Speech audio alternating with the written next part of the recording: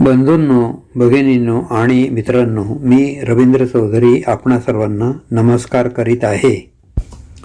आजच्या व्हिडिओमध्ये श्री विज्ञान भैरव तंत्रातील धारणा क्रमांक 6 पासून पुढील धारणांचा आपण अर्थ समजून घेणार आहोत. प्रथम श्री गणेश आणि श्री भैरव यांना वंदन करून सुरुवात करीत आहे. ओम नमस्ते गणपते. ओम श्री भैरवाय नमः. उदगच्छन्तीं तडिदरूपां प्रतिचक्रं क्रमात् क्रमम् ऊर्ध्वं मुष्टित्रयं यावत् तावदन्ते महोदयः. ही प्राणशक्ती विद्युल्लतेप्रमाणे चमकणारी आहे. ही शक्ती मूलाधार चक्रापासून निघून सुषुम्ना मार्गाने षटचक्रांचे भेदन करीत ब्रह्मरंध्रापर्यंत पोहोचते. तेथून पुढे बाहेर पडून ती महाभैरव स्वरूपात प्रकट होते. या शक्तीचे अशा प्रकारे द्वादशांत अवस्थेत चिंतन केल्याने साधकाला परमचैतन्य स्वरूप महाभैरवाची अनुभूती प्राप्त होते. धारणा क्रमांक 7, श्लोक क्रमांक 30. क्रमद्वादशकं सम्यक् द्वादशाक्षरभेदितं स्थूल सूक्ष्म परिस्थित्या मुक्त्वान्ततः शिवः. आपल्या शरीरात एकूण 12 चक्रे मानली गेलेली आहेत. त्यांची नावे जन्माग्र, मूल, कंद, नाभी, हृदय, कंठ, तालू, भ्रूमध्य, ललाट, ब्रह्मरंध्र, शक्ती आणि व्यापिनी अशी आहेत. ही चक्रे एकावर एक स्थित आहेत. ध्यान करतेवेळी या 12 चक्रांमध्ये 12 स्वरांचे ध्यान केले पाहिजे. हे 12 स्वर म्हणजे अ ते आहा होत. ध्यानात योगी स्थूल वस्तूचा त्याग करीत सूक्ष्माकडे जातो आणि शेवटी सूक्ष्माचाही त्याग करून तो परम अवस्थेला म्हणजे आत्मस्वरूपाला प्राप्त होतो, म्हणजेच स्वयं शिवरूप होऊन जातो. धारणा क्रमांक 8, श्लोक क्रमांक 31. तया पूर्याशु मूर्धान्तं भक्त्वा भ्रूक्षेपसेतुना निर्विकल्पं मनः कृत्वा सर्वोद्वेर्सर्वगोदगमः.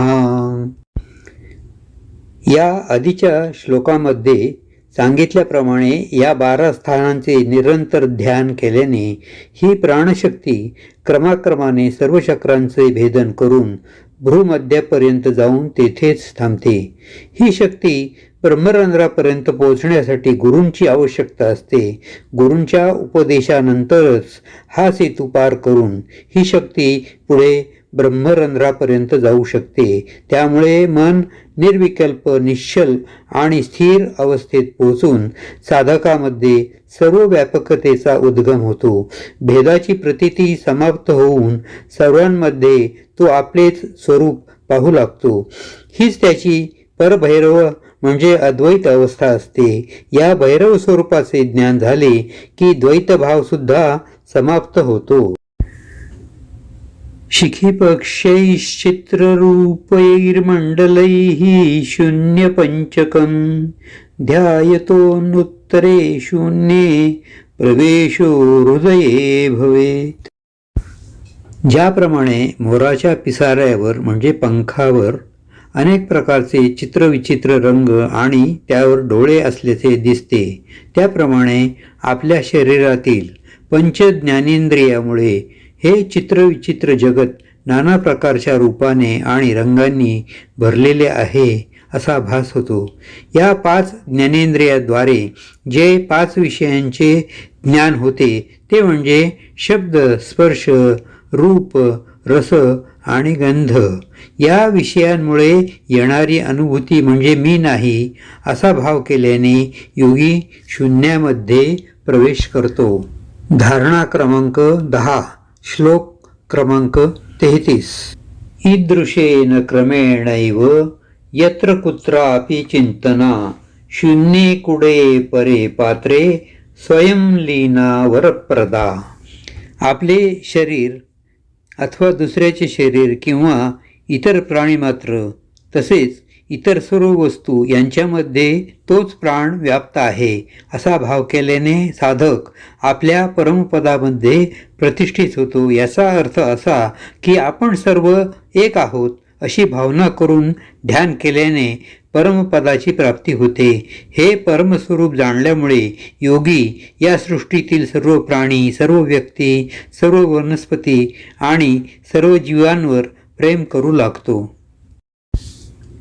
असो झालेली सेवा श्री भैरवचरणी समर्पण करीत आहे आणि आपणा सर्वांना नम्र विनंती करत आहे की आपण माझ्या या व्हिडिओला लाईक करा, शेअर करा, कमेंट करा आणि सबस्क्राईब करा.